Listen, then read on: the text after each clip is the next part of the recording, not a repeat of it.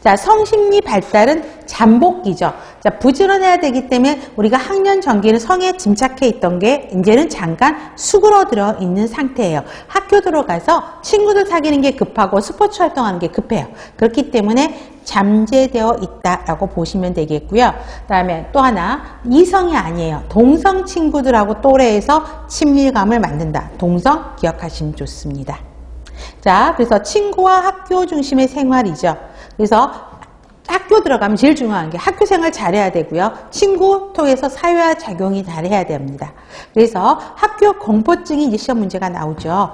자, 학교만 가려고 그러면 정상적으로 있다가 학교만 가려고 그러면 갑자기 배가 아프고 머리가 아프고 그래요? 그러면 아프니? 그럼 학교 가지 말래? 그러면 바로 5분도 안 돼서 그 증상이 사라지는 거. 이게 학교 공포증이에요. 그래서 자, 적응하기 힘들어서 이런 증상들이 나타나는 것이죠. 학교 안 가고 싶은 거예요. 자, 그래서 대부분은 복통이고요. 자, 분리불안의 표현을 그렇게 하는 것입니다. 근데 안 가게 학교 가지마, 오늘 쉴까? 그럼 절대 안 돼요.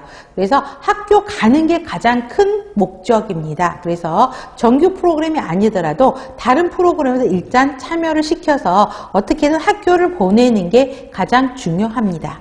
그래서 저희 동네에도요, 저희 아파트 엘리베이터 타는데 굉장히 또래보다 왜소한 여학생이 있어요. 그래서 저는 유치원생인 줄 알았는데, 유치원생이야 학교 들어갔니? 그때 1학년이요 그래요. 그런데 항상 보면 엄마가 옆에 있어요. 같이 가요, 학교를. 그래서 엄마가 자전거를 이제 갖고 타는데 제가 봤어요. 갔더니 엄마가 학교까지 자전거에 태워서 데려다 주고요. 학교 공포증이 있나 봐요. 학교에 데려다 주고 끝날 때 엄마가 교문에서 기다려요. 그래갖고 또 태워서 오는 거를 1년을 하시더라고요. 근데 2학년쯤 되니까 이제 서서 혼자 가는 게 보이는 거죠. 그러한 과정이 이거예요. 그래서 절대 학교 가지 마 하면 안 돼요. 어떻게 해서든지 학교를 보내는 게 가장 중요합니다. 그 다음에 또래 집단이 굉장히 중요하죠. 또래 집단을 통해서 사회화 과정을 거치게 됩니다. 그래서 또래 집단 또 중요하고요. 그 다음에 세 번째 땡 별표하세요. 가족보다는 사회적 규범이나 또래 집단이 요구하는 규칙에 압력에 더 민감하게 됩니다. 그렇지만 결론은 가족이 원하는 대로 가게 됩니다. 자, 그런데 자 보세요. 자, 또래 집단이 요구하는 규칙이나 압력에 더 민감하다 그러면 뭐냐면 그 친구들 그룹에 들어가고 싶어요.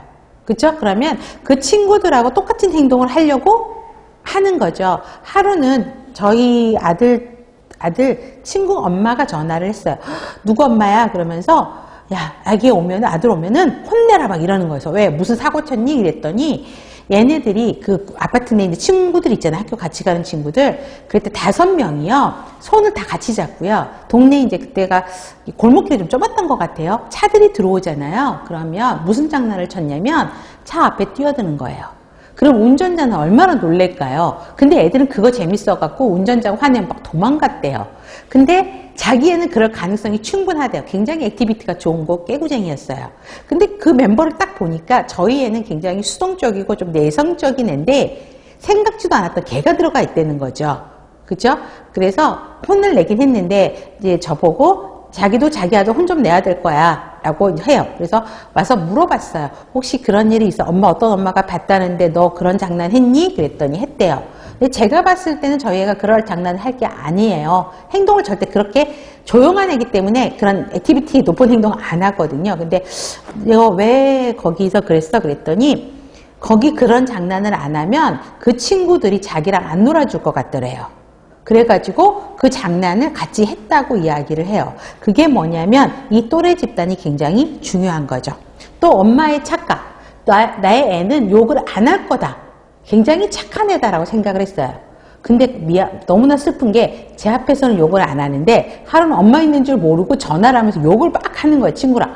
너무 충격적이었어. 너무나 다른 아이의 모습을 본 거예요. 그래서 제가 나 중심의 합법. 엄마가 충격을 좀 받았다. 그런 욕은 어떻게 하는 거니? 뭐 이러면서 했거든요. 그랬더니 욕을 안 하니까 친구들이 자기를 딸을 시키더래요. 그러니까 친구들하고 어울려 놀 때 또 친구들하고 뭐 카톡이나 의사소통을 할 때는 욕을 좀 섞는다고 이야기를 해요. 근데 제가 보면서 근데 엄마 너무 충격적이야. 난이도가 너무 셌어. 그랬더니 그 정도는 엄마 대부분이 하는데 이러는데 아닌 거잖아요. 그래서 그거는 좀 농도를 좀 줄여라든가 너무 세다라든가. 그런데 어때요? 그 친구들 그룹, 자기가 그 들어가고 싶은 그룹이 있단 말이에요. 그러려면 그 그룹이 하는 거에 민감해요. 그죠? 그래서 굉장히 중요합니다. 그래서 세 번째 땡을 기억하시면 좋겠고요.